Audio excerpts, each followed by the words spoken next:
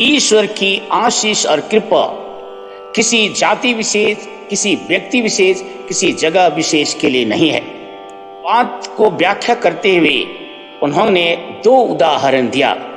कहता है, जब एलियस के दिनों में 3.5 वर्षों तक पानी नहीं बरसा और सारे प्रदेश में घोर अकाल पड़ा था, तो उस समय इस्राएल में बहुत सी विधवाएं थी।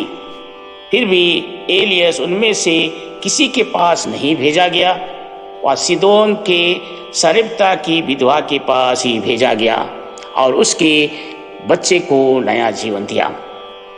उसी प्रकार नबी एलियस के दिनों में इस्राएल में बहुत सारे कोढ़ी थे, फिर भी उनमें से कोई नहीं बल्कि सीरी नामन ही निरोग किया गया था। इस बात को सुनते ही अपने गांव नाजरेत के लोग यीशु को नबी मानने से इनकार कर दिए। वे इतने गुस्से में थे कि यीशु को नगर से बाहर निकाल दिए और उस पहाड़ की ओर ले चले जहां ऊंची चोटी है, वहां से उनको गिराना चाहा। प्रियजन, जब अपने ही पराये व्यवहार करें, अपने ही अपनों का अपनापन ना रहे, इससे ज्यादा दुख किसी बात का नहीं होती है। और यह बात दैनिक जीवन में सबों को खाई जाती है। 40 काल में जरा देखें, हमने किसको पराया व्यवहार किया, हमसे कौन पराया व्यवहार किया। आइए प्रार्थना करते हुए एडी माँ से सुसमाचार सुने। आज का सुसमाचार संत लूकास अध्याय 4 पद संख्या 24 से 30। यीशु ने नाजरेत आकर सभागृह में लोगों से कहा, मैं तुमसे कह देता हूँ, अपनी मातृभूमि में नबी का स्वागत नहीं होता।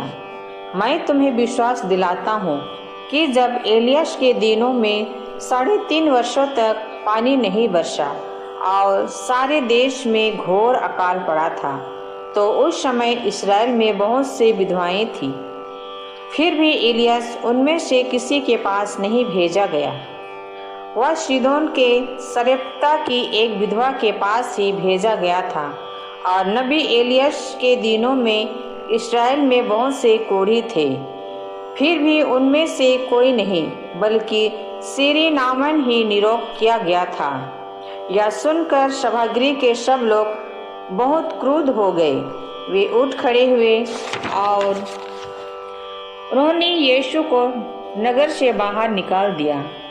जिस पहाड़ी पर उनका नगर बसा था, वे यीशु को उसकी चोटी तक ले गए ताकि उन्हें नीचे गिरा दे, परंतु वह उनके बीच से निकलकर चले गए।